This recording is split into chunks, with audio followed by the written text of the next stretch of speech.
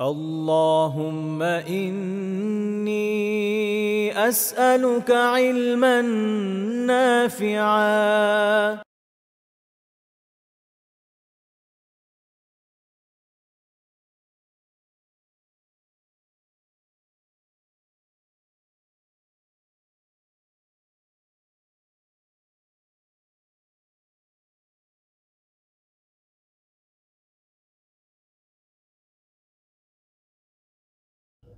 إن الحمد لله نحمده ونستعينه ونصلي على رسوله الكريم وعلى آله وصحبه أجمعين أما بعد।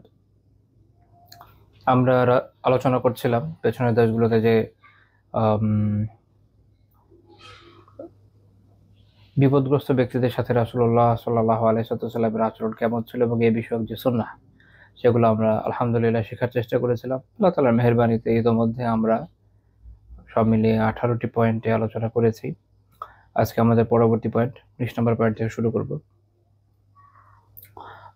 19 নম্বর পয়েন্টটা এমন একটা বিষয় নিয়ে যেটা খুবই গুরুত্বপূর্ণ এই জন্য যেটা সবার পক্ষে সম্ভব হয় না, খুবই কঠিন কাজ। সেটা হচ্ছে আল্লাহ তাআলার দিনের জন্য, আল্লাহ তাআলার দিনের খাতিরে আল্লাহর রাস্তায় নিজের সহায় সম্পদ সকল কিছু খোয়ানো।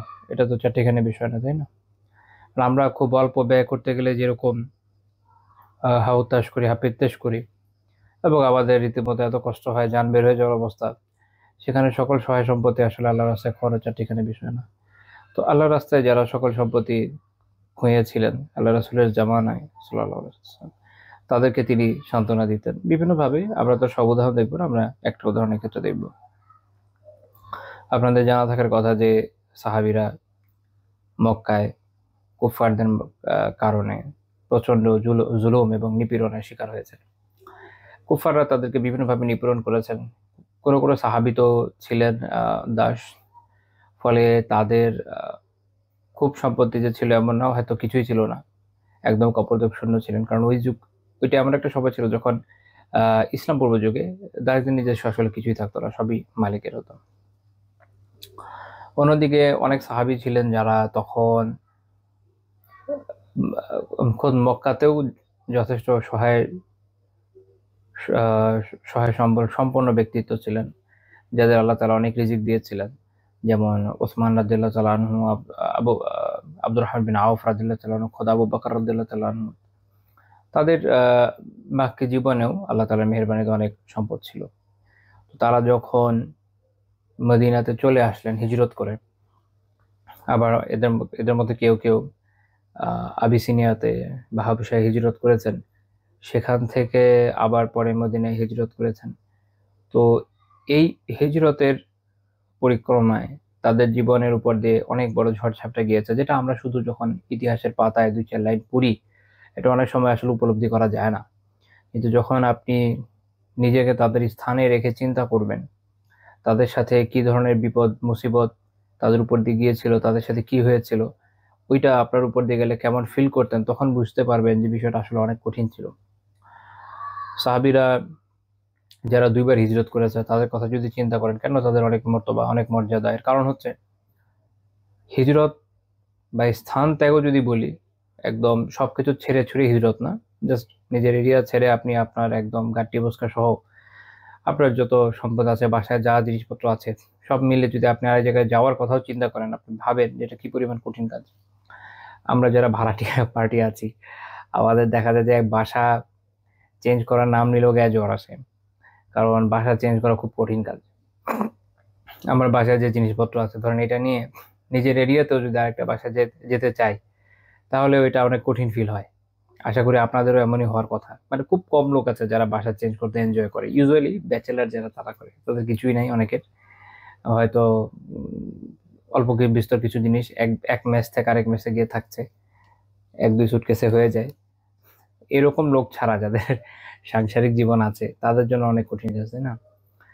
আবার ধরেন এক শহর থেকে আরেক শহরে যদি যাওয়ার চিন্তা হয়, তাহলে ভাবেন কি পরিমাণ কঠিন।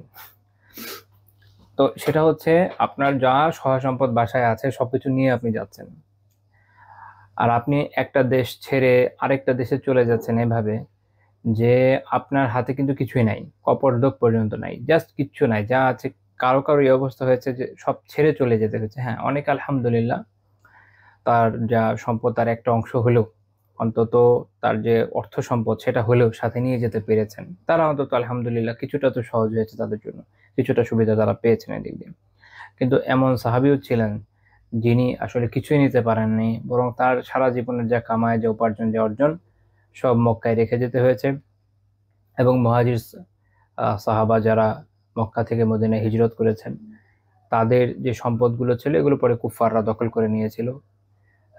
এমনকি রাসূলুল্লাহ সাল্লাল্লাহু আলাইহি ওয়াসাল্লামের যে বাড়ি, ওইটাও তারা দখল নিয়ে নিয়েছিল। অন্যান্য সাহাবীদের যে বাড়ি, সেগুলোও কুফাররা দখল নিয়ে নিয়েছিল। পরে আর এগুলো আল্লাহ রাসূল তাদের থেকে উদ্ধার করেননি, এটা তাদেরকে ভোগ দখলে রেখে দিয়েছিলেন। তো তাহলে চিন্তা করেন যে আপনি আল্লাহর রাস্তায় যাচ্ছেন এমন ভাবে যে আপনার কাছে আর কিছুই নাই, আপনি হয়তো এক কাপড়ে, একদম খালি হাতে, শুধু আত্মরক্ষার জন্য আরবদের যে বৈশিষ্ট্য ছিল, যে তাদের যে খঞ্জর, হয়তো একটা তরবারি, তীর আর তুনির, এই নিয়ে আপনি বের হয়ে গিয়েছেন। হয়তো আপনার একটা মশকে কিছু পানি আছে, আপনার কিচ্ছু হাতে নাই, আপনার টাকা পয়সা সব আপনি রেখে চলে যাচ্ছেন, এবং এটা আপনার শত্রুরা দখল নিয়ে নিচ্ছে। আপনার আর কিছু করার নাই, আপনি এটা কখনো পাবেন না। এটা এরকম না যে আপনি আরেক দেশে আছেন, আত্মীয় স্বজন ব্যাংকের মাধ্যমে বা হুন্ডির মাধ্যমে আপনাকে টাকা পাঠিয়ে দিচ্ছে, সেরকম কিন্তু সুযোগ নেই। আপনি এমন এক দেশে যাচ্ছেন, আপনি জানেন না ওখানে কি হবে, কারণ ওইটা তো টেলিফোনের যুগ না। সাহাবীরা যখন মদিনাতে হিজরত করলেন প্রথম, সেখানে আলহামদুলিল্লাহ অনেকে অনেক ধরনের সহায়তা পেয়েছেন, কিন্তু যারা পরবর্তী সময়ে যাচ্ছেন তাদের তো এটা জানার ওইভাবে উপায় নাই যে এই মুহূর্তে ওখানে গেলে আমি কি বেনিফিট পেতে পারি, সেখানে আমি কোথায় থাকবো, কার বাসায় উঠবো, কারণ আত্মীয় স্বজন তো আর নাই।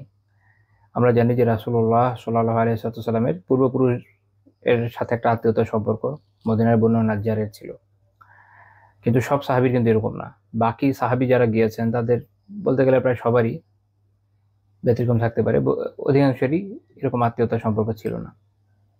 তো তারা যাচ্ছেন এমন একটা অঞ্চলে যেখানে আসলে এভাবে আত্মীয়তাও নাই, এমন কোনো পরিচিতিও নাই, সেখানে কোথায় থাকবেন, কি খাবেন, কিছুই জানা নাই। অর্থাৎ একদম অনিশ্চিতের উদ্দেশ্যে যাত্রা। এটা অনেক বড় কোরবানি, এটা চারটিখানি বিষয় না, এটা চারটিখানি বিষয় না। এবং এটা এমন একটা সময় ছিল যখন মানুষের ঈমানের সত্যতা প্রমাণ করতো তার হিজরত। অর্থাৎ হিজরত করার মাধ্যমে তাকে প্রমাণ করতে হতো যে সে মুমিন। এবং হিজরতের অনেক ফজিলত আল্লাহ তাআলা কোরআনে উল্লেখ করেছেন। সূরা আন-নিসার 100 নম্বর আয়াতে বলেছেন, ওয়া মা ইউহাজির ফি সাবিলিল্লাহ, যে আল্লাহর পথে হিজরত করবে, ইয়াজিদ ফিল আরদি মুরাগামান কাসীরা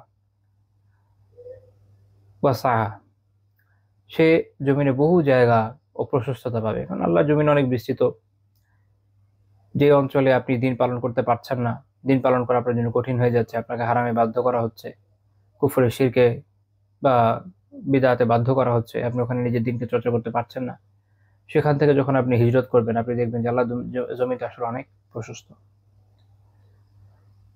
এবং আল্লাহ তাআলা চাইলে এই বিশাল জমিনের যে কোনো জায়গায় আপনাকে থাকার ব্যবস্থা করে দিতে পারেন। আল্লাহ তাআলার ক্ষমতার ঊর্ধ্বে কোনো কিছুই না এগুলা। কিন্তু এটা হচ্ছে থিওরি। আমরা তো আয়াত পড়ি, পড়ার পর এটা অনুধাবন করে আমলি জিন্দেগিতে এটাকে বাস্তবায়ন করা, এটা অনেক বড় চ্যালেঞ্জ। সাহাবীদের বৈশিষ্ট্য হচ্ছে এখানে, ওনারা এই চ্যালেঞ্জগুলোকে বাস্তবায়ন করেছেন। আর আমাদের অবস্থা হচ্ছে এই জায়গায় যে আমরা পড়ি, থিওরিটিক্যালি পড়ি, বাস্তবায়নের দিক থেকে আমাদের অবস্থা খুব বেশি সুবিধার না। আল্লাহ তাআলা তৌফিক দান করেন যেন আমরাও বাস্তবায়নের পথে গিয়ে যেতে পারি। তো আমরা একজন সাহাবীর জীবন থেকে একটা ঘটনা পড়বো এই বিষয়ে। ইনি হচ্ছেন সুহাইব বিন সিনান আবু ইয়াহিয়া আন-নামিরিয়ু আর-রুমি রাদিয়াল্লাহু তাআলা আনহু। সুহাইব বিন সিনান আর-রুমি রাদিয়াল্লাহু তাআলা আনহু। সুহাইব বিন সিনান এই নামে উনি বেশি প্রসিদ্ধ সিরাতের কিতাবগুলোতে, হাদিসের কিতাবগুলোতে। উনি আন-নাবির বিন কাসিদের ব্যক্তিত্ব এই গোত্রের। উনি মূলত হিজাজি ছিলেন, জাজিরার লোক ছিলেন। উনি জাজিরার লোক ছিলেন। জাজিরা অঞ্চলটা হচ্ছে ইরাকের একটা এরিয়া। উনি বেসিক্যালি রুমি না, মানে রোমান না, বেসিক্যালি রোমান না। রুমি দিয়ে আরবিতে বোঝানো হচ্ছে যে রোমান, কিন্তু উনি অ্যাকচুয়ালি রোমান না, উনি জাজিরার লোক। যেমন ইমাম যাহাবি রাহিমাহুল্লাহ সিয়ার আলামিন নুবালায় উল্লেখ করেছেন উনি জাজিরার লোক। তো সেখানে একটা জায়গা ছিল আহ, আহ, নিনেওয়া, এখন ওই নিনেভ বলে, মানে ইংরেজি আর ইংরেজিতে নিনেভ বলে। তো যাই হোক, ওখান থেকে উনি আটক হয়েছিলেন। উনার বাবা, তারপরে ওনার চাচা, ওনারা দায়িত্বশীল ছিলেন ইরানের যে বাদশাহ কিসরা তার পক্ষে। মুসিল বলে একটা শহর আছে, মুসল, এখন বলে মুসল। তো সেখানে ওনারা দায়িত্বশীল ব্যক্তিত্ব ছিলেন তাদের পক্ষ থেকে। তো ওখানে ওই কোনো এক যুদ্ধের মধ্যে, অথবা কেউ কেউ বলে যে উনি নিজেই যুদ্ধের মধ্যে থেকে চলে এসেছিলেন, আল্লাহু আলাম। তো উনি ওখানে আটক হয়েছিলেন, এর মাধ্যমে মক্কায় আনিত হয়েছিলেন, অথবা যুদ্ধ থেকে উনি নিজেই কোনোভাবে পালিয়ে হয়তো মক্কায় চলে এসেছেন। কারণ মুসেল যে এরিয়াটা, জাজিরা যে এরিয়াটা, এটা রোমানদের এবং পারসিকদের মধ্যে একটা ঘোরতর যুদ্ধের এরিয়া ছিল। মানে কিছুদিন পরপরই হয় না, লাইন অফ ফায়ার, যুদ্ধ চলছে দুই পক্ষের মধ্যে। তো এই এরিয়ার মধ্যে ছিলেন। তো উনি ওই নিনেওয়া থেকে উনি আটক হয়েছিলেন, এবং রোমে উনি কিছুকাল ছিলেন। রোম বলতে Roman area, actually Roman territory, অথবা দক্ষিণ তুরস্কের একটা এরিয়া আছে যেটাকে মুসলিমরা রুম বলতো, ওই এরিয়াতে উনি ছিলেন কিছুকাল, এই জন্য ওনাকে রুমি বলা হয়। উনি এমনি রোমান না, অনেকে যেটা মনে করেন রোমান, উনি রোমান না, উনি জাতিগতভাবে রোমান না। তো পরে উনি মক্কায় যখন আসেন তখন আব্দুল্লাহ বিন জুদআন আল কুরাশি আত-তাইমি তার হালিফান, তার সাথে চুক্তিবদ্ধ হয়ে, যেহেতু উনি এখানকার অধিবাসী না, আপনাদেরকে আমি আগেও বলেছি যে তখন বাইরে থেকে যারা আসতেন, যারা দাস না তারা এই অঞ্চলগুলোতে থাকতে হতো হচ্ছে এখানকার প্রভাবশালী কোনো ব্যক্তির সাথে চুক্তিবদ্ধ হয়ে, তার হালিফ হয়ে, তার সাথে একটা চুক্তিবদ্ধ হয়। তো এটা চুক্তির বিভিন্ন ধরন ছিল, ওগুলোতে আমাদের আলোচনা দরকার নেই। তো ওখানে তিনি আব্দুল্লাহ বিন জুদআন আল কুরাশি আত-তাইমির হালিফ ছিলেন, তার সাথে চুক্তিবদ্ধ ছিলেন। তো তিনি সেখানে কিছু কাজ করতেন এবং ওটা করে কিছু উপার্জন করেছিলেন। তো তিনি নিজে বর্ণনা করছেন, দুঃখিত একটু সর্দি আছে। আচ্ছা, যাই হোক, তিনি নিজে বর্ণনা করেছেন যে যখন রাসূলুল্লাহ সাল্লাল্লাহু আলাইহি ওয়াসাল্লাম এবং আবু বকর রাদিয়াল্লাহু তাআলা আনহু হিজরতের জন্য বের হলেন, তো তিনিও তাদের পিছনে পিছনে বের হলেন। তিনি চেয়েছিলেন তাদের সাথে যেতে, কিন্তু যেহেতু তারা তো গোপনীয়তার মাধ্যমে চলে গিয়েছে, তো যখন তারা চলে গেছেন উনি জানতে পেরেছেন, উনিও বের হয়ে গেছেন যাওয়ার জন্য, তাদের সাথে যোগ দেওয়ার জন্য। তো কিছু দূর যাওয়ার পরে ওনাকে কুরাইশের কিছু যুবক তারা তাকে বাধা দেন যেন উনি যেতে না পারেন। এবং সিরাতের কিতাবগুলোতে বিস্তারিত বর্ণনা আছে, আমি ওখান থেকে আনছি না। আমি যেখান থেকে বর্ণনা করছি এটা হচ্ছে ইমাম হাকিম রাহিমাহুল্লাহ কিতাব আল মুস্তাদরাক আলা সহিহাইন থেকে। সিরাতের কিতাবগুলোতে এরকম বর্ণনা আছে অনেকটা, বিভিন্ন জায়গায়, যে তোমার কিছুই ছিল না, তুমি কবর দর্শন অবস্থা এখানে এসেছো, এখন আমাদের এখান থেকে উপার্জন করে এখান থেকে পালিয়ে যাচ্ছে, এরকম কিছু ডায়লগ, কিছু সংলাপের আলাপ আলোচনা সিরাতের কিতাবগুলোতে পাওয়া যায়। আর আমি যে বর্ণনাটা বলছি এখানে এভাবে আছে যে যখন তারা তাকে বাধা দিল, এবং উনি খুব ভালো তীরন্দাজ ছিলেন, উনিও তীর নিক্ষেপ করেছিলেন। সিরাতের কিতাবগুলোতে এভাবে বর্ণনা আছে যে উনি তাদের হুমকি দিয়েছেন যে আমি যদি তীর নিক্ষেপ করতে থাকি, তোমরা তো আসলে কেউ না কেউ ঘায়েল হবেই, তোমরা জানো যে আমার তীর সাধারণত মিস হয় না। তো ইমাম হাকিম রাহিমাহুল্লাহর বর্ণনা এটুকু নাই, এখানে যেভাবে আছে যে উনি তাদেরকে বললেন সহজ কথা, যে উনি চাচ্ছিলেন যে আর সংঘাত না বাড়িয়ে এদেরকে যদি কোনোভাবে রাজি করে এখান থেকে চলে যাওয়া যায়, তো এটা বেশি উত্তম। তো তিনি তখন বললেন, হাল্লাকুম আন উতিয়াকুম আওয়াকিয়া মিন যাহাব, আমি যদি তোমাদেরকে কিছু উকিয়া, স্বর্ণ দিই, তাহলে কি তোমরা আমার রাস্তা করে দিবে, ছেড়ে দিবে পথ? উকিয়া হচ্ছে এটা একটা হিসাব পদ্ধতি, আর আরবদের হিসাব পদ্ধতি। উকিয়া একটা একটা হিসাব পদ্ধতি। এটার এটার এটা হচ্ছে আউকিয়ার বহু বচন। এখন আউকিয়া দিয়ে আসলে কত, যদি গ্রামে আমরা হিসাব করি কত হয়, এটা একটা গুরুত্বপূর্ণ বিষয়। এই যে মেকদার বা পরিমাপগুলো, ইসলামী বিভিন্ন পরিমাপগুলো আছে, এগুলো অনেক ক্ষেত্রে একদম অ্যাকুরেট মেজার করা একটু কঠিন হয়ে যায়, কারণ আগেকার দিনের মেজারমেন্ট আমাদের সাথে একটু ডিফারেন্ট। তো এই জন্য এটার পরিমাপটি একটু মতভেদ আছে। যেমন মুজাম্মুল গাজিল ফুকাহাত এবং ওনারা বলছেন যে এক আউকিয়া দিয়ে বোঝানো হয় হচ্ছে 119.04 গ্রাম, 119.04 গ্রাম। আর ডক্টর নাজমুদ্দিন কুর্দি, ওনার মত হচ্ছে 118.8 গ্রাম। আর ডক্টর খারুফ উনি এটাকে 3 ভাগে ভাগ করেছেন। সবগুলো আমাদের জন্য প্রয়োজনীয় না, একটা প্রয়োজনীয়, সেটা হচ্ছে যদি সোনার ওজন হয় তাহলে 1 উকিয়া দিয়ে বোঝানো হয় হচ্ছে 29.75 গ্রাম, আর যদি রূপার হয় তাহলে 119 গ্রাম, অর্থাৎ জিনিস থেকে জিনিসে ভ্যারি করে, আল্লাহ আলাম। কিন্তু এখানে উনি বহু বচন বলেছেন, তো গ্রামে হিসাব করলে একদম খারাপ না, বেশ ভালো ভালো একটা অ্যামাউন্ট, তাই না? আর এখনকার সোনার তো দাম দেখতেই পাচ্ছেন কি অবস্থা চলছে, আল্লাহ আলাম। আমি আজকে জানিও না যে এখন আজকে কত দাম, কয়েকদিন পরপরই বাড়ে, আমি খোঁজ নিয়ে ছেড়ে দিয়েছি। আচ্ছা, তো যাই হোক, তো তখন তারা এবং উনি আরেকটা তাদেরকে একটা জিনিস জানালেন যে এক জায়গায় গেলে সেখানে একটা ভিত করলে ওখানে পাওয়া যাবে এই সোনাগুলা, আর এক নারীর কাছে 2টা হার আছে, ওটা উনি নিয়ে নিতে বললেন। যখন তিনি তাদেরকে এটা দিয়ে দিলেন, অর্থাৎ এটা ওনার সারা জীবনের কামাই, উনি তো এখানকার কোনো ধনী ব্যবসায়ী নন, ওনার মোটামুটি যা কামাই ছিল এই পরিমাণ সোনা এবং এই যে হার, উনি বলে দিলেন যে কোথায় গেলে পাওয়া যাবে। তো তিনি বর্ণনা করছেন যে আমি রাসূলুল্লাহ সাল্লাল্লাহু আলাইহি ওয়াসাল্লাম কুবা থেকে, আল্লাহ রাসূল প্রথমে তো কুবাতে ছিলেন, এখান থেকে মদিনার মূল সিটিতে গেছেন। তো তিনি বর্ণনা করছেন যে কুবা থেকে যাওয়ার আগেই উনি গিয়ে পৌঁছলেন, যখন আল্লাহ রাসূল তাকে দেখলেন বলেন, ইয়া আবা ইয়াহইয়া, ওনার নাম ছিল আবু ইয়াহইয়া, উপনাম ওনার, ইয়া আবা ইয়াহইয়া রবিহাল বাই, তোমার এই বিক্রয়, এই যে তোমার যে ক্রয়, তোমার যে লেনদেনটা যেটা তুমি এখানে করলা, এটা তোমার সাফল্যমণ্ডিত হোক। এটা আবিধানিক অনুবাদ করলাম না, এটা ভাবা অনুবাদ করলাম। আরবরা সাধারণত বলে যে কোনো ব্যবসা যদি খুব সফল হয়, ব্যবসাকে তারা বলে রবিহাল বাই, এভাবে বলে আর কি, অভিভাষণ জানায়। তো তিনি এটা 3বার বলেন। তো সোহেব রাদিয়াল্লাহু তাআলা উনি খুব অবাক হয়ে গেলেন যে আল্লাহ রাসূল সাল্লাল্লাহু আলাইহি ওয়াসাল্লাম কিভাবে জানলেন। উনি নিজেই বলছেন, ইয়া রাসূলুল্লাহ মা সাবাকানি ইলাইকা আহাদ, আমার আগে তো কেউ আপনার কাছে আসে নাই।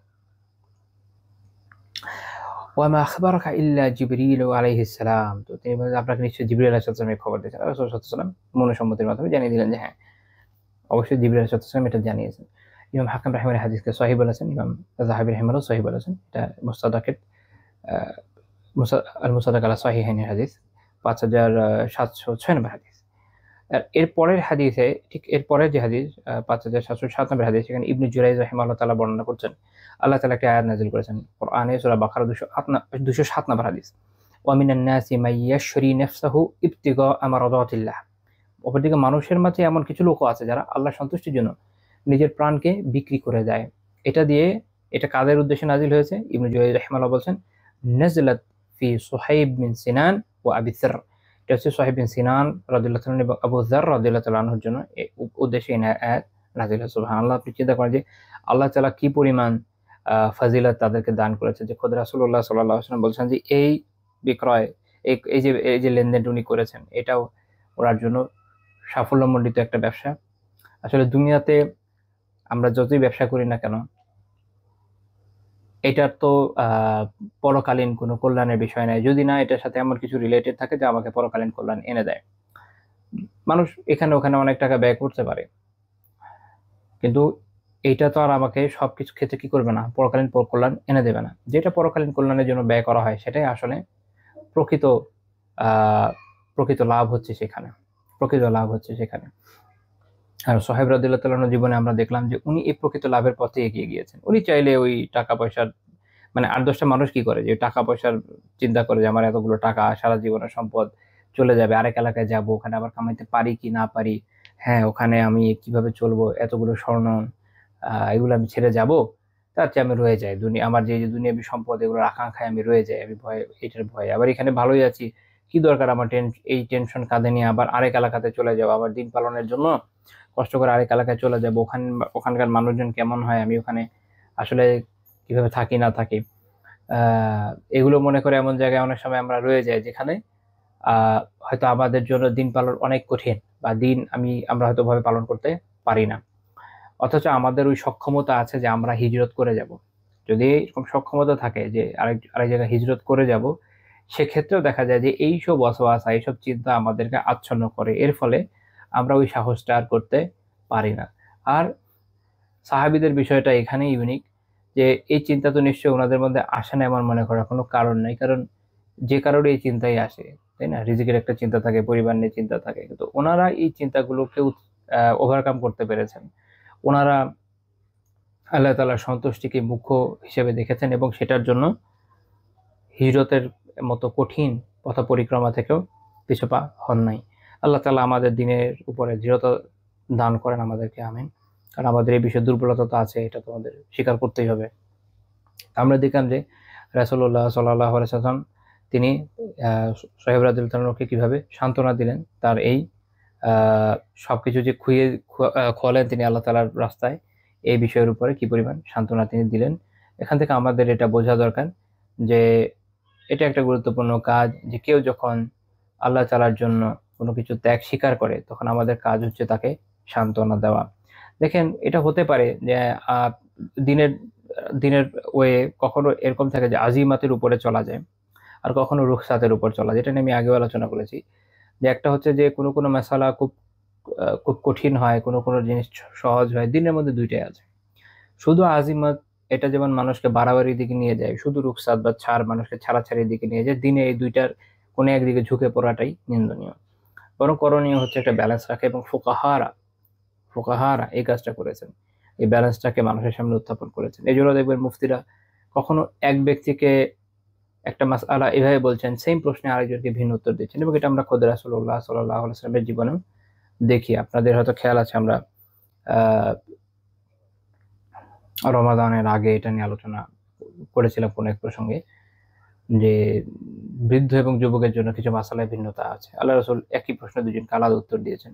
এটা হচ্ছে এই যে ব্যালেন্সটা, এই জন্য উলামা থেকে জেনে নিতে হয় যে আমার ব্যালেন্সটা কি। বাট হ্যাঁ, অনেক সময় সময়ের তাকাদা থাকে যে আপনি আজিমাতের উপরে বা দৃঢ়তার উপরে বেশি প্রাধান্য দিবেন, এবং কারো ইমানি ওই শক্তি থাকে যে সে তুলনামূলক কঠিন বিষয়ের উপর আমল করতে সক্ষম, এবং তার এই আমলের মাধ্যমে খায়ের আছে, তো সে সেটা করতে পারে। এখন অনেকে এই ধরনের আমল করার পরে দুনিয়াবী জীবনে ক্ষতিগ্রস্ত হয়, বাহ্যিকভাবে আমরা দেখি যে তার দুনিয়া বিভিন্ন ক্ষয়ক্ষতি হয়ে যাচ্ছে।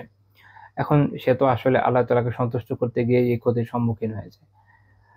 আমাদের এটা কাজ না যে আমরা, হতে পারে আমি বা আপনি, আমরা তার সাথে দ্বিমত রাখলাম, আমরা মনে করলাম যে এই জায়গাটাতে রুখসাতটাই ভালো ছিল, হতে পারে, তো কোনো সমস্যা নেই। এখন সে যে কাজটা করেছে সেটা তো কুফর না, সেটা তো শিরক না, সে বিদআত করেনি, সে একটা নেক কাজই করেছে। আমি আপনি যেটাকে রুখসাত হিসেবে মনে করছি এই জায়গাতে এটা উত্তম, তার জায়গায় সে আজিমাতের উপর আমল করে একটু দৃঢ়তার পরিচয় দিয়েছে, এই জন্য দুনিয়াবি সেন্সে সে কষ্ট পেয়েছে বা ক্ষতিগ্রস্ত হয়েছে, কিন্তু আখিরাতে তো আল্লাহ তাআলা তাকে বিপুল প্রতিদান দিতেই পারেন। তো আমাদের তখন কাজটা আসলে কি, তাকে সান্ত্বনা দেবে যে আলহামদুলিল্লাহ, আপনি আল্লাহ তাআলার জন্য এত বড় ত্যাগ স্বীকার করেছেন, আল্লাহ তাআলা এই জন্য আপনাকে জাযায়ে খায়ের দান করেন, আপনাকে দৃঢ়তা দান করেন, এবং আপনাকে সবরান জামিল দান করেন। যে বিপদের উপর দিয়ে আপনি যাচ্ছেন, এই সান্ত্বনাটা তাকে দেওয়া, তাকে বরং উৎসাহ দেওয়াটা হচ্ছে আমাদের কর্তব্য। এটা জরুরি না যে সে আর আমি সব মাসালে এক হয়ে যাব। দুনিয়ার আমরা সবাই এক হইতে পারবো না, এটাই দুনিয়ার নিয়ম, এটাই নিজামটা, এরকম আল্লাহ আমাদের জন্য বানিয়েছেন। এই জন্য দিনের মধ্যে আজিমতের মাসালাও আছে, রুখসাতের মাসালাও আছে, এক মাসালে আলাদা আলাদা সলিউশনও আছে, আলাদা আলাদা মাযহাবকে আল্লাহ তাআলা দুনিয়াতে রেখেছেন। এদের এটা বেনিফিট হচ্ছে এখানে যে উম্মার মধ্যে একটা প্রশস্ততা আছে। সবাই যদি একদম রোবটিক ভাবে একটা মতের উপর মানতে বাধ্য হয়ে যেত, তাহলে আমাদের মধ্যে অনেক বড় বড় ফিতনা হতো, এটা তো বোঝাই যায়। তো কাজেই এটা জরুরি না যে আরেকজনকে হুবহু আমার মতেই আসতে হবে, এবং আমার মতে আসে নাই বলেই আমি আরেকজনের উপর আক্রমণ করে ফেলবো, এবং সে আল্লাহর জন্য একটা ত্যাগ স্বীকার করেছে, এবং এইটাকে নিয়ে আমি পরে তাচ্ছিল্য করবো, হাসাহাসি করবো, এটা নিয়ে মজা নিব, এটা এটা এটা বাঞ্ছনীয় নয়, এবং সুন্নাহ আমাদেরকে এটা শেখায় না। বরং আমাদের এটাই শিক্ষা দিচ্ছে এই হাদিস, যে আমরা যেন এমন ব্যক্তিদের ক্ষেত্রে অবশ্যই সহানুভূতিশীল হই, এবং আমাদের পক্ষে যতটুকু করার করি। এটা জরুরি না যে তাকে আমার মতের উপরই থাকতে হবে। সে আলহামদুলিল্লাহ দিনের কোনো একটা মতের উপর আমল করছে, মাশাআল্লাহ, খুব ভালো। আমরা আমাদের পক্ষে যতটুকু সম্ভব তাকে সাহায্য করব, তাকে সহানুভূতি জানাবো ইনশাআল্লাহ তাআলা। 20 নম্বর পয়েন্ট, আর্থিকভাবে বিপদগ্রস্ত ব্যক্তিকে সাদাকা করতে বলেছেন। এটা একটা এমন একটা পয়েন্ট, এটা একটু আলোচনার দাবি রাখে, কারণ এটা অনেকে আমাদের দেশে অনেক মানুষকে দেখেছি এই বিষয়ে তারা খুবই বিচিত্র ধরনের চিন্তা ভাবনা রাখেন। আমরা একটা ঘটনা একটু পড়ি। সহিহ মুসলিমের 1556 নম্বর হাদিস, আবু সাঈদ খুদরি রাদিয়াল্লাহু তাআলা আনহু বর্ণনা করেছেন যে একজন ব্যক্তি রাসূলুল্লাহ সাল্লাল্লাহু আলাইহি ওয়াসাল্লামের যুগে তিনি ফলের ব্যবসা করতে চেয়েছিলেন, ফল বিক্রি করতে চেয়েছিলেন ব্যবসা করে। এটা নিয়ে তো হলো যেটা, যে কোনো কারণে ওনার অনেক বড় লস হয়ে গেল। ফলের ব্যবসা আপনারা জানেন, অনেক বড় লস হতে পারে, ফল নষ্ট হয়ে যেতে পারে, বিভিন্নভাবে অনেক বড় লস হয়ে গেল। ফাকাসুরা দাইনুহু, ফলে তার যে লোন এটা অনেক বেশি হয়ে গেল, লোনের উপর ব্যবসা করছিলেন। এই ব্যক্তির নাম যদি উল্লেখ করা হয় না, উনি কিন্তু সাহাবী, ঠিক আছে, এটা মাথায় রেখে।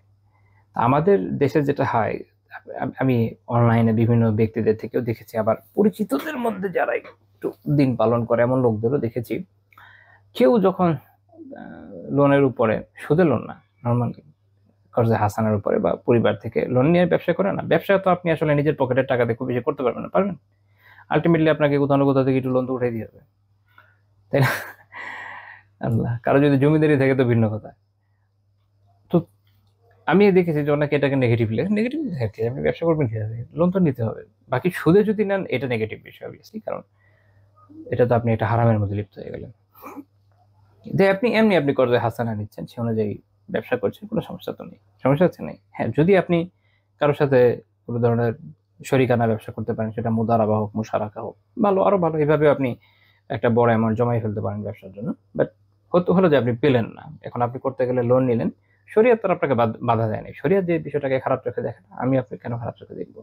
আমরা দেখছি যে সাহাবী তিনি লোন নিয়েছেন ব্যবসার জন্য, এবং ফলের ব্যবসায় উনি অনেক বড় লস খেয়েছেন। লস খাওয়ার ফলে কি হয়েছে, তার অনেক বড় লোন হয়েছে, তার ঋণ অনেক হয়ে গেছে। তো রাসূলুল্লাহ সাল্লাল্লাহু আলাইহি ওয়াসাল্লাম এটা জানার পরে তিনি কি বললেন? তিনি কি বকা দিলেন? না, তিনি দেখলেন যে তার হচ্ছে তখন ঋণ শোধ করার টাইম হয়ে গেছে, এবং উনি একটা বড় সমস্যায় পড়ে গেছেন, এত লোন কিভাবে শোধ করবেন।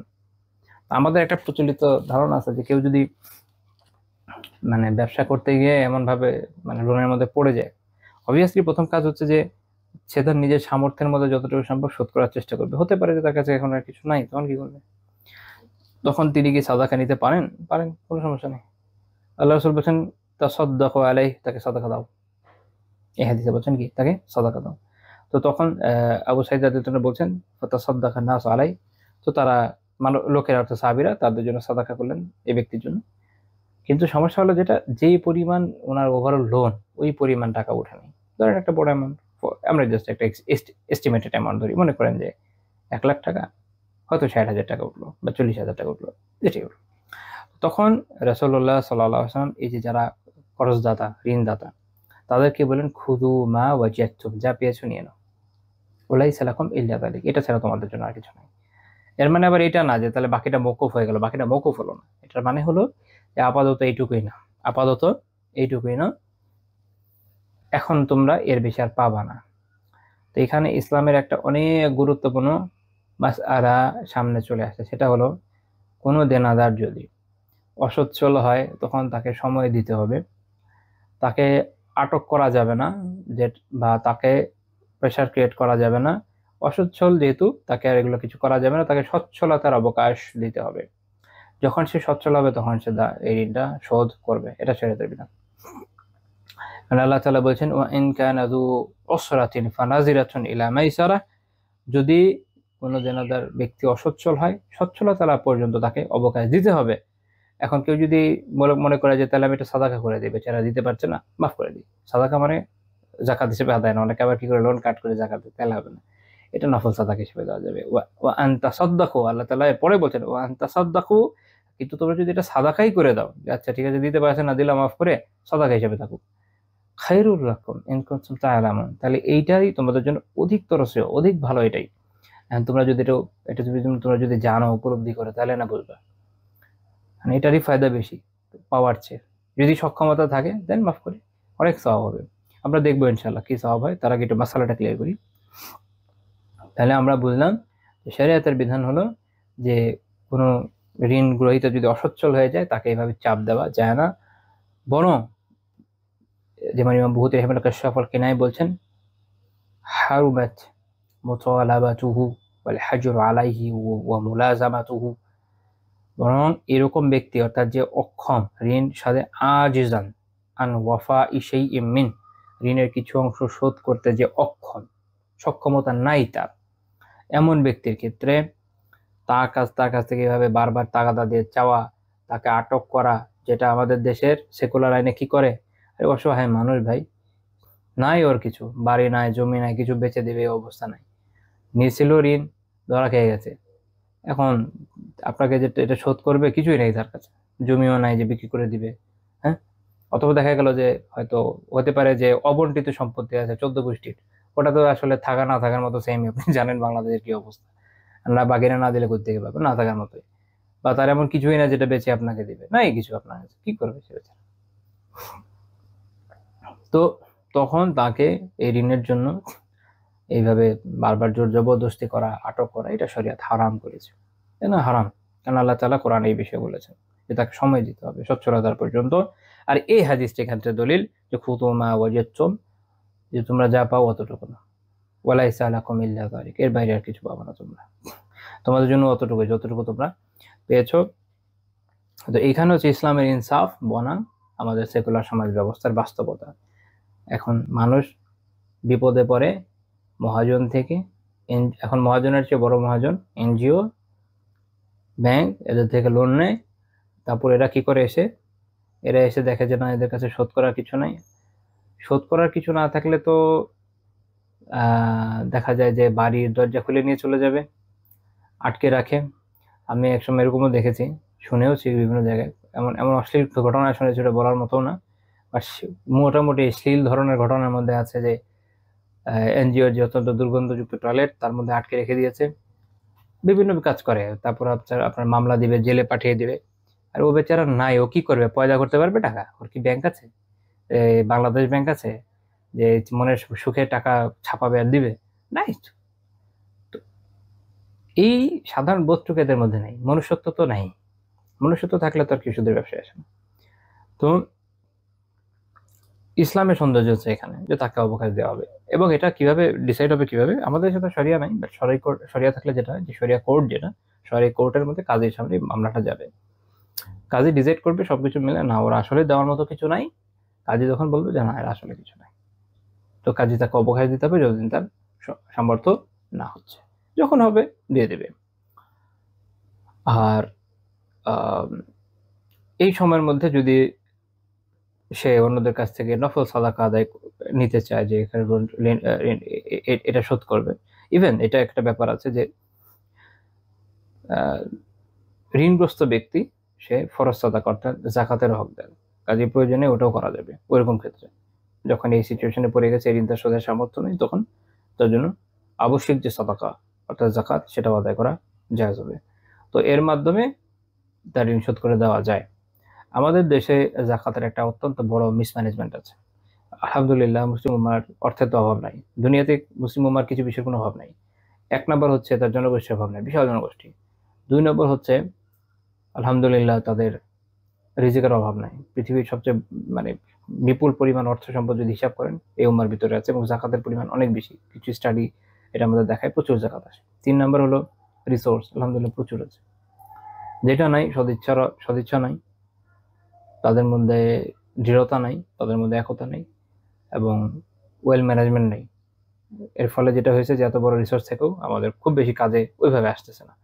তো আমাদের দেশে যেটা হয় যে জাকাতের অনেক মিসম্যানেজমেন্ট থাকে, মানে একটা দুইটার ক্ষেত্রে মানুষ জাকাত দিতে চায়। আর অনেক অনেক জায়গা আছে যেগুলো জাকাত দেওয়ার মতো জায়গা, এবং সরাইভাবে বৈধ জায়গা, এবং মানুষ ওই জায়গাগুলোতে যদি দিত, অনেক দুর্দশাগ্রস্ত ব্যক্তির দুর্দশা দূর হয়ে যেত। তার মধ্যে একটা হচ্ছে এরকম যারা ঋণগ্রস্ত, ঋণ পরিশোধ করতে পারছে না, ওই সামর্থ্যটা তাদের নাই, ওই পরিমাণ আমার তার আর্নিং আসেও না, দিন খেয়ে মানে নিজের পরিবার পরিজনের খরচ, এটা একটা শর্ত, যেটা তার যে ডে টু ডে লাইফের যে খরচ, এটা পার করে এরপর সে ঋণ শোধ করতে পারছে না, তখন তাকে এরকম দেওয়া যেতে পারে। কিন্তু দেখা যায় যে মানুষ এগুলো তো করেও না, দেওয়া না। অনেক সময় দেখা যায় যে সে জিজ্ঞেস করতেছে যে জাকাতের টাকাটা দেওয়ার জন্য লোক খুঁজে পাচ্ছি না মানে আশেপাশে খুঁজলে দেখা যাবে যে পরিচিতের মধ্যে এমন বেচারা আছে, এমন ঋণের মধ্যে পড়ে আছে, কারো বলতে পারছে না, সহ্য করতে পারছে না, তো খোঁজ রাখছে কে? তো যাই হোক, ঋণ এবং এখানে ইসলাম যে গুরুত্বপূর্ণ একটা শিক্ষা আমাদের দিয়েছে যে কাউকে যখন আপনি ঋণ দিচ্ছেন, এখন এই যে আপনি অবকাশ যদি দেন, অবকাশের ফজিলত কত বেশি। আয়াতে যেমন বলছে, আমরা তো আয়াত থেকে দেখলামই। আমি একটা হাদিস বলি, ইমাম আহমদ রাহিমাহুল্লাহ তার মুসনাদে উল্লেখ করেছেন 23,046 নম্বর হাদিস, বুরাইদা রাদিয়াল্লাহু তাআলা আনহু বর্ণনা। তিনি বলছেন যে আমি রাসূলুল্লাহ সাল্লাল্লাহু আলাইহি ওয়াসাল্লামকে বলতে শুনেছি, মান আনজারা মুআসিরা ফালাহু বিকুল্লি ইয়াউমিন মিসলিহি সাদাকা, যে কোনো ঋণগ্রস্তকে অর্থাৎ পাওনাদার যখন দেনাদারকে সুযোগ অবকাশ দেয়, তখন প্রতিদিন ওই যে পরিমাণ সে অর্থ তাকে দিয়েছে, ওই সম পরিমাণ সে সওয়াব লাভ করে। কিসে? সদাকার সওয়াব লাভ করে। সুবহানাল্লাহ, ঋণের ফজিলত দেখেন। তিনি বলছেন সুম্মা সামি'তু, এরপর আমি তাকে আবার বলতে শুনেছি, মান আনজারা মু'সিরা ফালাহু বিকুল্লি ইয়াওমিন মিসলাইহি সাদাকা। আর যে, উনি আবার বলছেন যে আমি আল্লাহ রাসূলকে আবারও বলতে শুনেছি যে যে এরকম কোন ঋণ গ্রহীতাকে, যে মু'সির, যে অসচ্ছল এর অবস্থায় আছে, তাকে অবকাশ দেয়, অর্থাৎ অসচ্ছল অভাবী এরকম ঋণ গ্রহীতাকে অবকাশ দেয়, তাকে প্রত্যেক দিনের জন্য যেটা সে অবকাশ দিচ্ছে যে অর্থের, তার দ্বিগুণ পরিমাণ সওয়াব, সাদাকার সওয়াব দেওয়া হয়, দ্বিগুণ পরিমাণ প্রত্যেক দিনের জন্য। তো তিনি আল্লাহ রাসূলকে জিজ্ঞেস করলেন সাল্লাল্লাহু আলাইহি ওয়াসাল্লাম, ইয়া রাসূলুল্লাহ, আমি আপনাকে বলতে একবার শুনলাম যে এই প্রতিদিনের জন্য একবার সওয়াবের কথা, আরেকবার শুনলাম দুইবারের। উনি ব্যাখ্যা বোঝার চেষ্টা করছেন যে মানে দুইটার মধ্যে সমন্বয় কি। তখন আল্লাহ রাসূল বললেন, বিকুল্লি ইয়াউমিন সাদাকাতুন ক্বাবলা আইয়াহিল্লা দাইন। এই যে অবকাশের যে একটা মেয়াদ, যেমন কথার কথা আমি কাউকে ঋণ দিলাম, দিয়ে বললাম যে এটা তো মে মাস, জুনের 1 তারিখে আপনাকে টাকাটা শোধ করতে হবে। তো এই যে একটা অবকাশের যে একটা দিন থাকে, ঋণের যে দিন ধার্য থাকে, তার আগ পর্যন্ত প্রত্যেক দিনের জন্য সমপরিমাণ অর্থের সওয়াব, সাদাকার সওয়াব। ফাইদা হাল্লাদ দাইন ফাআনজারাহু, যখন এই দিন পূর্ণ হয়ে গেল, মেয়াদ পূর্ণ হয়ে গেল, ধরেন ওই জুন চলে আসলো, 1 জুন চলে গেল, এরপরও তাকে আরো অবকাশ দিল কেউ, তখন কি হবে? ফালাহু বিকুল্লি ইয়াউমিন মিসলাইহি সাদাকাতুন, তার প্রত্যেক এর পরের প্রত্যেক দিনের জন্য যে পরিমাণ সে এই অবকাশ দিচ্ছে লোনের, সেটার জন্য দ্বিগুণ পরিমাণ, প্রত্যেক দিনের জন্য তার দেওয়া অর্থের দ্বিগুণ পরিমাণ সে সওয়াব লাভ করে। সুবহানাল্লাহ, চিন্তা করতে পারেন কি পরিমাণ সওয়াবের ব্যবস্থা করা আছে। এই দুনিয়ার সেন্সে হয়তো আমাদের এই সুশিক্ষার প্র্যাকটিস যারা করবে, তাকে অনেকের মনে হবে যে দে আর দ্য লুজার্স, বাট আমরা জানি আখিরাতে এরাই হচ্ছে প্রকৃত সফলকাম। এদের ব্যবসায় আসলে সফল হবে, এদের ক্রয় বিক্রয় লাভবান হবে। অর্থাৎ আপনি চিন্তা করেন, আপনি একটা লোককে ফর এক্সাম্পল 1 লাখ টাকা লোন দিলেন, আপনি তো নিশ্চয়ই পার ডে 1 লাখ টাকা সাদাকা করবেন না, নিশ্চয়ই আপনি পার ডে 2 লাখ টাকা সাদাকা করবেন না। অথচ সে যদি অভাবী হয়, তাকে যখন আপনি এভাবে সুযোগ দিবেন, তখন আপনি এইভাবে সওয়াব লাভ করবেন যে প্রতিদিনই 1 লাখ টাকা সওয়াব হচ্ছে। দিন চলে গেছে, সে অবকাশ চাচ্ছে যে আমি তো আসলে পারছি না, আমার পক্ষে খুব টাফ হয়ে যাচ্ছে। তো আপনি বললেন যে আচ্ছা ঠিক আছে, কোনো সমস্যা নেই, আপনাকে আমি মেয়াদ বাড়াই দিই, আরো অবকাশ দিচ্ছি।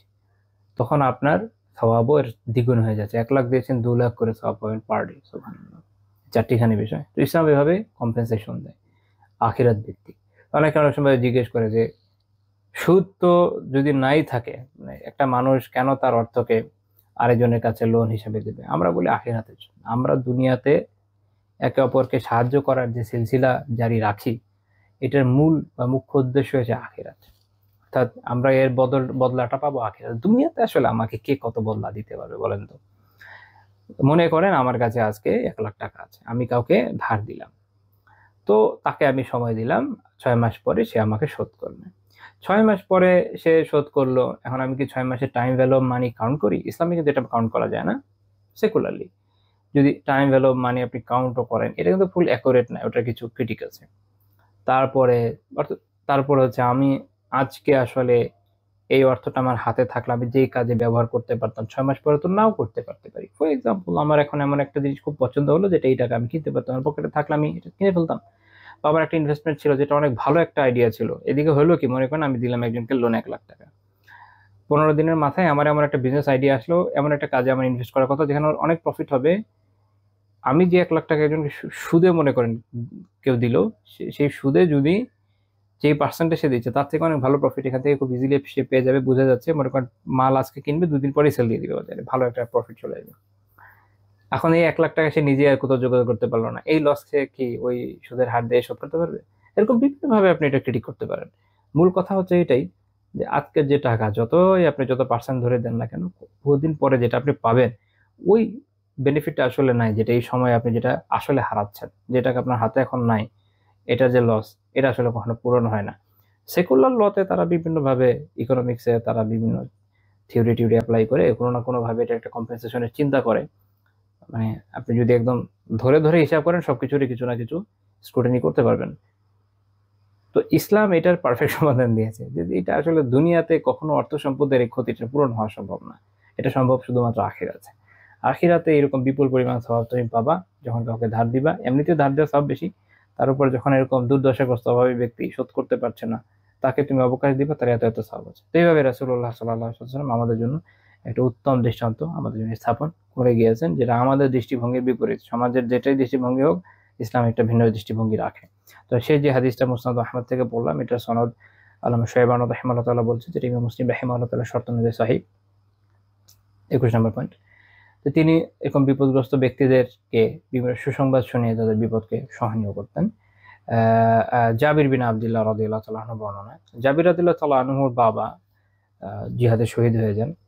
তো একদিন রাসূলুল্লাহ সাল্লাল্লাহু আলাইহি ওয়াসাল্লামের সাথে ওনার দেখা হলো। তো আল্লাহ রাসূল বললেন যে, ইয়া জাবির মা লি আরাকা মুনকাসিরা, যে জাবির তোমাকে যে একদম পুরা ভগ্ন দেখছি। মানুষ যখন অনেক দুঃখ কষ্টে থাকে, চেহারার মধ্যে ফুটে ওঠে যে অনেক দুঃখে আছে, ভেঙে পড়ছে, এরকম মানে পরে ভেঙে পড়ছে এরকম মনে হচ্ছে দেখে। তো তিনি বলেন যে, ইয়া রাসূলুল্লাহ, আমার বাবা শহীদ হয়ে গেছে, অত টাকা ইয়ালা ওয়া দাইনা, তিনি একটা বড় পরিবার রেখে গেছেন এবং ঋণও রেখে গেছেন।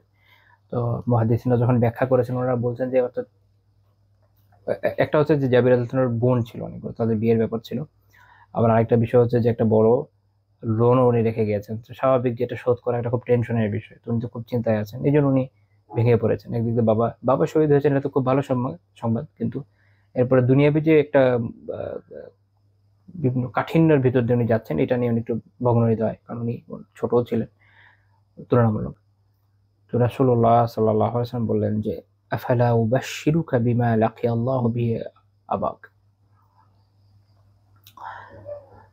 আমি কি তোমাকে সেই সুসংবাদ দেব না যে আল্লাহ তাআলা তোমার বাবার সাথে কিভাবে সাক্ষাৎ করেছেন? তো তিনি বলেন, হ্যাঁ রাসূল, অবশ্যই দিবেন। রাসূলুল্লাহ সাল্লাল্লাহু আলাইহি ওয়াসাল্লাম বললেন যে, মা কাল্লামা আল্লাহু আহাদা কাত্তু ইল্লা মিন ওয়ারাই হিজাব, আল্লাহ তাআলা কারোর সাথে কোনো পর্দার অন্তরাল ব্যতীত কথা বলেন না। এখানে উনি উল্লেখ করছেন মূলত সূরা আশ-শূরার 51 নম্বর আয়াত। দেখেন হাদিসের ভিতরে এইভাবে আয়াতগুলোর তাফসীর চলে আসে। আল্লাহ তাআলা কি বলেছেন সূরা আশ-শূরায়, ওয়া মা কানা লিবাশারিন আন ইউকাল্লিমাহু আল্লাহু ইল্লা ওয়াহইয়া আও মিন ওয়ারাই হিজাব, আল্লাহ তাআলা কোনো মানুষের সাথে ওয়াহী অথবা পর্দার অন্তরাল ব্যতীত কথা বলেন না। তো এখানে এটাও খেয়াল রাখতে হবে, এটা হচ্ছে মুকাইয়াদুন বিদ-দুনিয়া, দুনিয়ার সাথে সম্পৃক্ত বিষয়।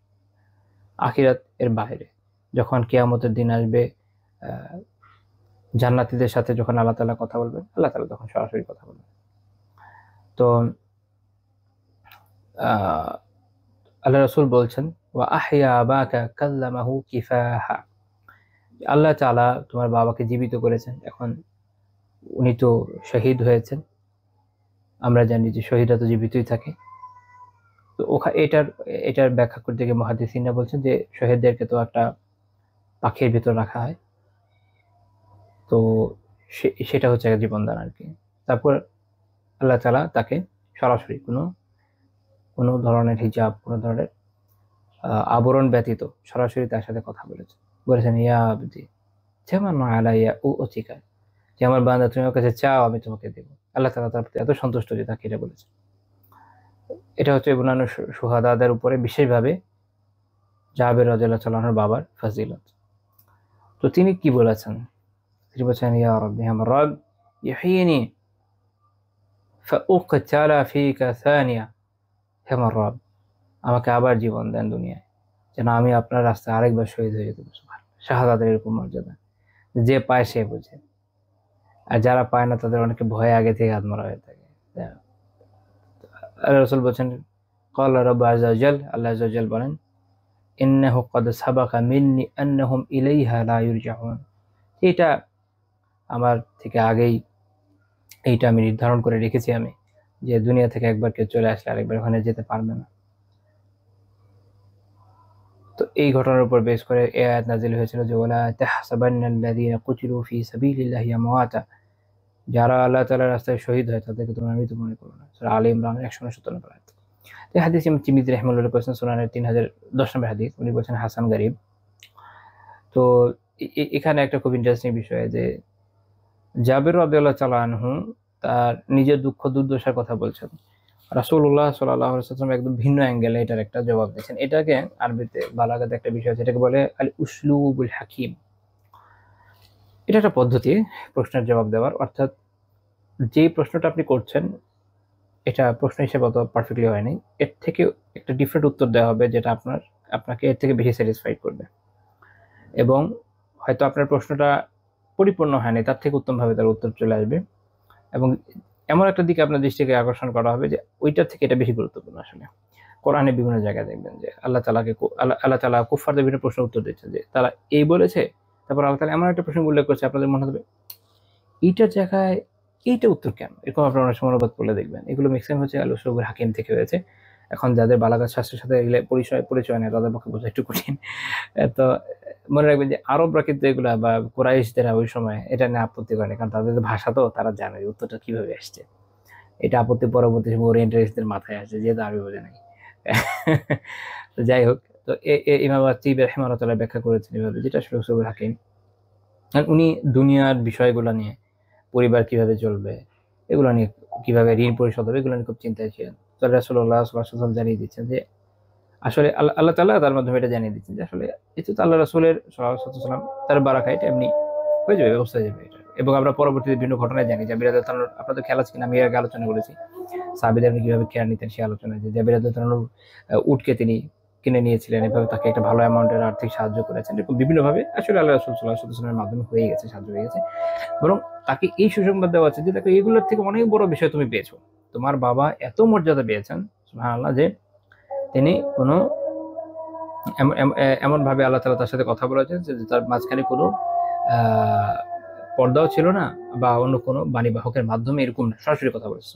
কত বড় একটা মর্যাদা। তবে আমরা দেখি যে রাসূলুল্লাহ সাল্লাল্লাহু আলাইহি ওয়াসাল্লাম বিভিন্ন সুসংবাদ শুনে তার বিপক্ষে সহনীয় করে দিয়েছেন, যাতে তার মন প্রশান্ত হয়ে যায়।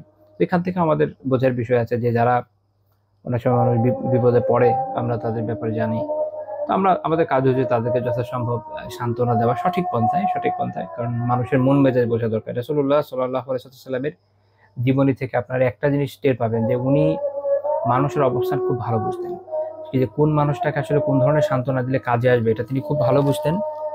এরকম আসলে তেমন দেখাই যায় না যে তিনি এমন তরিকাতে সান্ত্বনা দিচ্ছেন যে যেটা আসলে যে নিচ্ছে তার জন্য মানা কষ্ট করেছে, এমন হচ্ছে না। কারণ হচ্ছে তিনি জানেন, আল্লাহ তাআলা তাকে ওই এলমটা দিয়েছিলেন যে কাকে আসলে কিভাবে সান্ত্বনা দেওয়া দরকার, কার সাথে কিভাবে ডিল করা উচিত। এই বোধটার আমাদের একটা অভাব আছে। দেখা যাচ্ছে আগে থেকে চিনি না জানি না আমরা সান্ত্বনা দিতে গিয়ে অনেক সময় ভজগট করে ফেলি, ওরকম জায়গায় চুপ থাকাই বড় সান্ত্বনা। বোঝা দরকার যেখানে যেটা বলা উচিত ওই অনুযায়ী বলাটাও একটা খুব বড় বিষয়, ওটাও আমরা সুন্নাহ থেকে আসলে শিখি, সঠিক জায়গায় সঠিক কথা। তো এই হাদিস আরেকটা বিষয় আমাদের শিক্ষা দেয়, সেটা হচ্ছে একটা আকীদার বিষয়, যে আল্লাহ তাআলা বান্দার সাথে কথা বলেন, আল্লাহ তাআলার কালাম, আল্লাহ তাআলার যে কথা, আল্লাহ তাআলার যে কালামের অস্তিত্ব আছে, এটা একটা গুরুত্বপূর্ণ বিষয়। কারণ অনেকে মনে করে যে আল্লাহ তাআলার কালামের অস্তিত্ব নেই, এরকম একটা বিভ্রান্ত চিন্তাধারা আছে। যারা মনে করে যে আল্লাহ তাআলা নিজে সত্তাগতভাবেই বলেন, কোরআনকে তারা মনে করে যে এটা হচ্ছে আল্লাহ তাআলার তরফ থেকে এসেছে, কিন্তু এটা আসলে আল্লাহ তাআলার সরাসরি কোনো কালাম নাই, ধরনের কথাও বলে মানুষ। কিন্তু এটা বেঠিক আকীদা। ইসলামের আকীদা এটাই যে আল্লাহ তাআলা কালাম করেন, আল্লাহ তাআলা কথা বলেন। ইমাম ইবনুল কাইয়্যিম রাহিমাহুল্লাহ তাআলা আস-সাওয়াইকুল মুরসালায় বলছেন وقد دل القرآن وصريح السنة والمعقول وكلام السلف على أن الله سبحانه يتكلم بمشيئته, যে এটা কোরআন, সুস্পষ্ট হাদিস, আমাদের আকল, সালাফের কথা, সবকিছু এটা প্রমাণ করে যে আল্লাহ তাআলা তার ইচ্ছা মতো কথা বলেন। كما دل على أن كلامه صفة قائمة بذاته, যেভাবে এটাও বোঝা যায় যে আল্লাহ তাআলার যে কালাম, আল্লাহ তাআলার যে কথা, এটা আল্লাহ তাআলার সত্তার সাথে সম্পর্কিত একটা সিফাত, ওয়াহিয়া সিফাতু যাতিন ওয়া ফি'ল, এটা আল্লাহ তাআলার জাত এবং ফি'ল, ক্রিয়ার সাথে সম্পৃক্ত সিফাতও বটে। যেমন আল্লাহ তাআলা কোরআনে সূরা আন-নাহলে বলছেন 40 নম্বর আয়াতে, ইন্নামা কাওলুনা লিশাই ইযা আরাদনাহু আন নাকুলা লাহু কুন ফায়াকুন। আল্লাহ বলছেন যে যখন তিনি কোনো কিছু ঘটাতে চান, তিনি কোনো কিছু হোক এটা তিনি চান, তখন তিনি কি করেন, বলেন যে হোক, হয়ে যায়। আল্লাহ তাআলা বলেন। এছাড়া পুরো কোরআন আল্লাহ তাআলার কালাম, আল্লাহ তাআলারই কালাম, মানে আল্লাহ তাআলার তরফ থেকে এসেছে বলে শুধু আল্লাহর কালাম না, আল্লাহ তাআলারই কালাম। এটা হচ্ছে বিশুদ্ধ আকীদা। তো আমরা এখানে এই বিষয়টা সম্পর্কে জানলাম যে বিপদগ্রস্ত ব্যক্তির সাথে এই সম্পর্কটা আমাদের রাখা উচিত, যে তাদেরকে আমরা সুসংবাদ শুনিয়ে তাদের মানসিক কষ্টকে দূর করার চেষ্টা করব। এরপরে যে পয়েন্ট সেটা হচ্ছে 22 নম্বর পয়েন্ট, এটা খুব ইন্টারেস্টিং একটা পয়েন্ট, সেটা হচ্ছে যে দুঃখবোধ দূর করার জন্য রাসূলুল্লাহ সাল্লাল্লাহু আলাইহি ওয়াসাল্লাম কখনো কোনো বিশেষ খাবার গ্রহণের পরামর্শ দিয়েছেন। অর্থাৎ খাবার মানুষের প্রতি ইফেক্ট ফেলে, হ্যাঁ, মানুষের অনেকে মনে করে যে না, তার মন খারাপ, খাবার কি দরকার, খাওয়ার দরকার আছে, ভালো খাবার, উত্তম খাবার, বিশেষ করে এমন কিছু অ্যামাউন্ট আছে, এমন কিছু আপনার উপাদান আছে যেগুলো আসলে মানুষের উপরে ভালো একটা প্রভাব ফেলে। যেমন ধরেন লাইক, আমি তো ভালো মতো বলতে পারবো না, যারা এই সাবজেক্টের তারা ভালো বলতে পারবে, এটা যেহেতু আমার সাবজেক্ট না, বাট আমি ওভারঅল বিভিন্ন জায়গা থেকে যা পড়েছি ততটুকু থেকে আমি বুঝেছি যে স্ট্রেস রিলিফ করার জন্য, ডিপ্রেশনের জন্য অ্যান্টি ডিপ্রেসেন্ট হিসাবে বেশ কিছু উপাদান এগুলো কাজে কাজে আসে, বিভিন্ন নিউট্রিশন কাজে আসে, লাইক ম্যাগনেসিয়াম, ভিটামিন বি, আরও কি কি কাজে আসে। তো স্বাভাবিক যে আপনি যখন এগুলো খাবেন, এটা একটা প্রভাব তো আপনার উপরে যাবে। তো আমরা এরকম একটা খাবারের ব্যাপারে দেখে হচ্ছে তেলবিনা, তেলবিনা খাওয়ার ব্যাপারটা পরামর্শ আছে। যে যেমন আয়েশা রাদিয়াল্লাহু তাআলার ব্যাপারে সহিহ বুখারীর বর্ণনা 5417 নম্বর হাদিস, যে তার পরিবারে কোনো ব্যক্তি মারা গেলে, মহিলা সে একবার ঘটনা আর কি, মহিলারা জ্বর হলো, তারপরে দেখা গেল যে সবাই চলে গেল, শুধু পরিবারের লোক ঘনিষ্ঠ যারা তারা রয়ে গেল। তো তখন উনি তাদের জন্য তালবিনা বানানোর পাক করতে বললেন সবার জন্য, এবং তারপর সারিদ বানানো, আচ্ছা সারিদ একটা খাবার, তালবিনা ব্যাখ্যা করবো ইনশাল্লাহ বিশেষভাবে। তো তারপর সারিদ বানানো, সারিদটা হলো কি, যে মাংসের যে সুরা এটা তৈরি করে তার মধ্যে রুটির ছোট ছোট টুকরা ঢেলে দেয়, এটা হলো সারিদ। তো এটা এবং তালবিনা মিলে তাদেরকে খেতে বলা হলো। রাসূলুল্লাহ তিনি তখন রাসূলুল্লাহ সাল্লাল্লাহু আলাইহি ওয়াসাল্লাম থেকে হাদিস বর্ণনা করেন, তিনি বলেন যে আমি আল্লাহ রাসূলকে এটা বলতে শুনেছি, আত-তালবিনাতু মাজাম্মাতুন লিফুয়াদিল মারিদ তাযহাবু বিবাদিল হুজন। আমি আল্লাহ রাসূলকে বলতে শুনেছি যে তেলবিনা রুগ্ন ব্যক্তির হৃদয়ে প্রশান্তি আনে এবং তার কিছু শোক কষ্টকে দূর করে দেয়। মনে রাখতে হবে, বিবাদিল হুজন বলেছেন আল্লাহ রাসূল, সব দূর করতে বলেননি। এখন যারা তালবিনার বিজনেস করেন, ওনাদের আমি বিভিন্ন জনেরকে অনেক সময় লেখা টেখা দেখেছি, তাতে মনে হচ্ছে দুনিয়ার সব দুঃখ দূর হয়ে যাবে, এরকম না।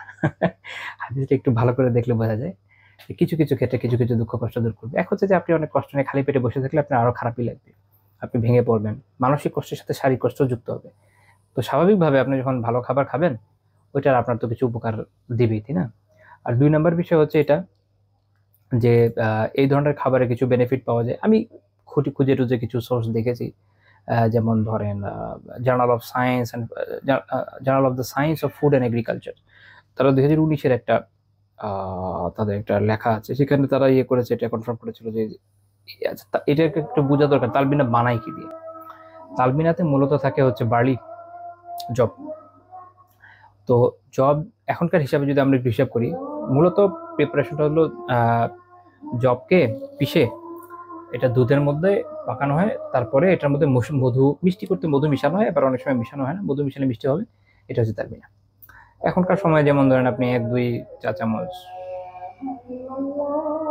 নিলেন জব, কিছু পানি, অল্প একটু পানি দিলেন, এরকম করে এটা একটা পরিচ বানাতে হয়, এটা একটু ঘন করতে হয়, আর আপনি আরো বেশি দেন, ডাজন্ট ম্যাটার। মূল কথা হচ্ছে যে জব দিয়ে ওটাকে একটু ভালো করে করে গাঢ় করতে হয়, সাথে যদি দুধ মিশিয়ে বা পানিও মিশানো যায়, দুধ মিশালেন মনে করেন আরো ভালো হবে, দেখবেন ঘন হয়ে গেছে, পরিচের মতো হয়ে গেছে। তো এটার মধ্যে আপনি একটু দিয়ে দিলেন, মধু ঢেলে দিলেন মিষ্টি করার জন্য। আবার অনেকে খেজুর দেয়, তারপরে বাদাম দেয়, এগুলো দিয়ে এটাকে একটু টেস্টি বানানোর চেষ্টা করে, এটা হলো তালবিনা। আয়েশা রাদিয়াল্লাহু থেকে আরেকটা বর্ণনা আছে যাতে বোঝা যায় তালবিনা খেতে সবচেয়ে যে টেস্টি হবে এটা জরুরি না। কারণ এক রেওয়ায়েতে আছে, উনি বলেছেন যেটা আমি ভাবার্থটা বলি, যেটা খেতে যদিও সুস্বাদু না, কষ্টকর, কিন্তু এটার উপকারী আর কি, স্বাস্থ্যগত। তো যাই হোক, তো এটাতে আমরা দেখছি জব আছে না, বার্লি আছে। তো এই জন্য বার্লির যে উপকারিতা, ওটা দেখলে আপনি বুঝবেন যে এটা কিছু উপকারিতা তো অবভিয়াসলি সাইন্টিফিক্যালি বোঝা যায়। যেমন ওই যে একটা বলছিলাম যে journal of the science of food and agriculture, ওদের একটা আর্টিকেল এরকম বলছিল, যেটা হার্টের ক্ষেত্রে, ডায়াবেটিক ম্যানেজমেন্টের ক্ষেত্রে ভালো একটা উপকার আনে। তারপর আমি আরো কিছু জায়গায় আরো কিছু পেয়েছি, যেমন ধরেন ইনসুলিন সেন্সিটিভিটিতে কিছু কাজ করে, স্ট্রেস ডিপ্রেশন কমানোর ক্ষেত্রে কিছু কাজ করে, এরকম কিছু বর্ণনা আমি বিভিন্ন জায়গায় দেখেছি। অর্থাৎ এটার নিউট্রিশনের ক্ষেত্রে, ওয়েট ম্যানেজমেন্টে, স্কিনে, বোন হেলথের ক্ষেত্রে, মাসল স্ট্রেংথের ক্ষেত্রে, ইমিউন সিস্টেম ঠিক করার ক্ষেত্রে, ব্লাড সুগার কন্ট্রোলের ক্ষেত্রে, ডায়াবেটিস ম্যানেজমেন্টের ক্ষেত্রে, এরকম বিভিন্ন জায়গায় আমি অনেকগুলো লেখা করেছি। কিন্তু এগুলা খুব যে জরুরি আমাদের জন্য এরকম না। আমরা দেখছি যে হাদিসে এই বিষয়টা উপকারিতার কথা আছে, ওকে খান, ইনশাল্লাহ কিছু না কিছু বেনিফিট পাবেনি। মুখ্য কথা হচ্ছে এখানে যে খাদ্য গ্রহণের মাধ্যমে মানুষের অনেকের মন একটু শান্ত হয়, অনেকে আছেন খেতে ভালোবাসেন, দেখলেন যে আপনার খেতে গিয়ে ভালো লাগলো খেয়ে, হ্যাঁ, তখন একটু খান। আরেকটা বিষয় হচ্ছে যে আহ, যেটা শুরুতে বলেছিলাম যে অনেকের এরকম হয় যে শোকে এত বিষণ্ণ খাবার দাবার ছেড়ে দিয়েছে, ফলে মানসিক কষ্টের সাথে সাথে শারীরিক কষ্ট শুরু হয়ে গেছে। তো রাসূলুল্লাহ সাল্লাল্লাহু আলাইহি ওয়াসাল্লাম ওই সময়কার খাবার হিসাবে এটার কথা বলেছেন, যেটা খেলে যেটা হবে যে তোমার কিছু দুঃখ কষ্ট তো দূর হবে, যে হাদিস থেকে আমরা দেখলাম। তো এক তো এটাও হতে পারে যেটা যে হেলথ বেনিফিট গুলো আছে জবের, দেখেন জবের মধ্যে কিছু ভালো হেলথ বেনিফিট আছে, দুধে আছে, তারপরে মধুর মধ্যে আছে, আপনি যদি এটার মধ্যে খেজুর মেশাতে পারেন তাতেও কিছু আছে। তো সব মিলে এটা তো একটা ভালো হেলথ বেনিফিট আছে, এটা আমরা ইজিলি বুঝি। বাকি আমি যে কিছু কিছু কথা বলেছি এগুলো কিছু কিছু জিনিস আমি বিভিন্ন জায়গা থেকে খুঁজে পেয়েছি। তো জরুরি না যে ওটা একদম সবগুলো অ্যাকুরেট হতে হবে, এটা জরুরি না। আমরা এমনিতেও ইন্ডিভিজুয়ালি বুঝি, এগুলো প্রত্যেকটা বিষয়ের আলাদা আলাদা কিছু বেনিফিট অবভিয়াসলি আছে। তা আপনি ওটা কিছু না কিছু ইনশাল্লাহ পাবেন যদি খান। এক দুই নাম্বার হচ্ছে যে ওই যে পেট খালি থাকছে না, এটাও একটা ভালো বিষয়, আপনি একদম ভেঙে পড়বেন না। তা আমরা এটা দেখছি যে রাসূলুল্লাহ সাল্লাল্লাহু আলাইহি ওয়াসাল্লাম দুঃখবোধ দূর করার জন্য কখনো কখনো খাবারের পরামর্শ দিয়েছেন। কাজে সুখাদ্য উত্তম খাবারের পরামর্শ দেওয়া মানুষকে এটা একটা ভালো কাজ, এটা আমরা এখান থেকে বুঝলাম। তো কারো এরকম থাকলো, মনে কষ্ট থাকলো, অনেকে খাবার দাবার নাও খাওয়া ছেড়ে দেয়, তাদেরকে বলা উচিত যে ভাই আপনারা খান, কোনো সমস্যা নেই, একটু ভালো কিছু খান, যেটা খেলে আপনার শরীর স্বাস্থ্যের জন্য ভালো হয়। যেমন হাদিসে আমরা তালবিনের কথা পাই, ট্রাই করে দেখতে পারেন, বা শুধু জবও খেয়ে দেখতে পারেন, এনিথিং যেটা আপনার ভালো লাগে, সুস্বাস্থ্যকর। অস্বাস্থ্যকর কিছু খেয়ে ক্ষতি করে তো লাভ নাই, ভালো কিছু খান, মন ভালো থাকুক, এটা একটা গুরুত্বপূর্ণ বিষয় আর কি। আচ্ছা, তারপরে পয়েন্ট হলো যে তিনি বিপদে পরস্পরকে সান্ত্বনা এবং সহমর্মিতা দিতে তিনি আমাদেরকে শিখিয়েছেন। শুধুমাত্র যে তিনি নিজে দিয়েছেন এমন না, আমাদেরকেও শিখিয়েছেন। ইমাম ইবনে মাজাহ রাহমাতুল্লাহি আলাইহি হাদিস বর্ণনা করেছেন 1601 নম্বর হাদিস সুনানের। রাসূলুল্লাহ সাল্লাল্লাহু আলাইহি ওয়াসাল্লাম বলেছেন, মা মিন মুমিনিন ইউআজ্জি আখাহু বিমুসিবা, যখন কোনো মুমিন তার ভাইকে তার মুসিবতে সান্ত্বনা দেয়, ইল্লা কাসাহুল্লাহু সুবহানাহু মিন হুলালিল কারামা ইয়াউমাল কিয়ামা, যে আল্লাহ তাআলা তখন তাকে কিয়ামতের দিন সম্মানের পোশাক পরাবেন। সুবহানাল্লাহ। অর্থাৎ যেমন ইমাম সিন্দি রাহিমাহুল্লাহ তাআলা হাশিয়াতুস সিন্দিতে আলোচনা করেছেন, ইউআজ্জি আখাহু ইয়ানি ইয়ামুরুহু বিসসবরি আলাইহা বিনাহবি আযামাল্লাহু আজরাক, অর্থাৎ তাকে সান্ত্বনা দিবে, যেমন তাকে সবরের কথা বলবে, বা যেমন এরকম বলবে যে আল্লাহ তাআলা তোমাকে অনেক প্রতিদান দিক, এরকম সান্ত্বনা দেবে সুন্দর সুন্দর কথা দিয়ে, দিনের কথা বলে। তখন আল্লাহ তাআলা তাকে কিয়ামতের দিন সম্মানের পোশাক পরাবেন। এটা একটা অর্থ হতে এটা হইতে পারে যেটা বিশেষ এক ধরনের পোশাক, যেটা দেখে মানুষ বুঝবে যেটা সে সম্মানিত, অথবা যারা সম্মানিত ব্যক্তি তাদের যে পোশাক কিয়ামতের দিন থাকবে সেটা তাকে পরানো হবে, যে কোনো একটা হতে পারে, আল্লাহ আল্লাহ। তো তাহলে কত বড় বেনিফিট, তাই না? যে আমরা যে কাউকে সান্ত্বনা দিব তার বিপদে, এটাতেও আল্লাহ তাআলা আমাদের জন্য এরকম ফাজিলাতের ব্যবস্থা রেখেছেন যে এর মাধ্যমে আমরা কিয়ামতে সম্মানিত হবো। সুবহানাল্লাহ। আমরা আসলে আমাদের নিজেদের স্বার্থে বড় বড় দিনই কাজ করতে বাধ্য হয়ে যাই তাই না?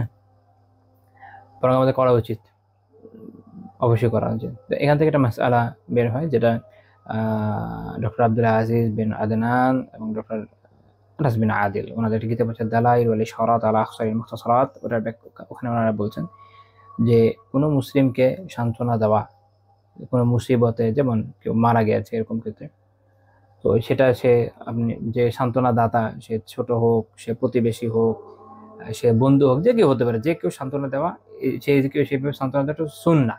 সান্ত্বনা দেওয়াটা কি সুন্নাহ ইত্তিফাকান, যেটা সকলের ঐক্যমত, এটা সুন্নাহ। যদি মৃত্যুর ক্ষেত্রে হয় ক্বাবলা দাফনি ওয়া বা'দা, তার দাফনের আগেও সান্ত্বনা দেওয়া সুন্নাহ, দাফনের পরেও সান্ত্বনা দেওয়া সুন্নাহ। তো তাহলে এটা একটা বড় আমল, আমরা তো এমনিতে একটা প্রথা হিসেবে করি। তো দেখেন, আপনি প্রথা হিসেবে একটা কাজ করতে, এটা শুধু একটা প্রথার বিষয় হবে, সামাজিকতা হবে, কিন্তু এটাকে ইসলামের একটা বিধান হিসেবে মনে করে, সুন্নাহ হিসেবে মনে করে, রাসূলুল্লাহ সাল্লাল্লাহু আলাইহি ওয়াসাল্লামের দেখানো আদর্শ আমলের জন্য যখন আপনি করবেন, এই নিয়তেই আপনার এটাকে একটা ইবাদতে পর্যবসিত করবে এবং এর মাধ্যমে আপনি অনেক সওয়াব লাভে ধন্য হবেন। তো আজকে এই হচ্ছে আমাদের এই আলোচনার বিষয়বস্তু, যা এখানে শেষ হচ্ছে। আল্লাহ তাআলা কথাগুলো বোঝার, মানার এবং আমলের তৌফিক দান করুন। যা যা ভুল ত্রুটি হয়েছে আল্লাহ তাআলা মাফ করুন এবং তৌফিক দান করুন, আমরা যেন এর দ্বারা সবাই উপকৃত হতে পারি। আমিন। সুবহানাকাল্লাহুম্মা বিহামদিকা লা ইলাহা ইল্লা আনতা আস্তাগফিরুকা ওয়া আতুবু ইলাইক।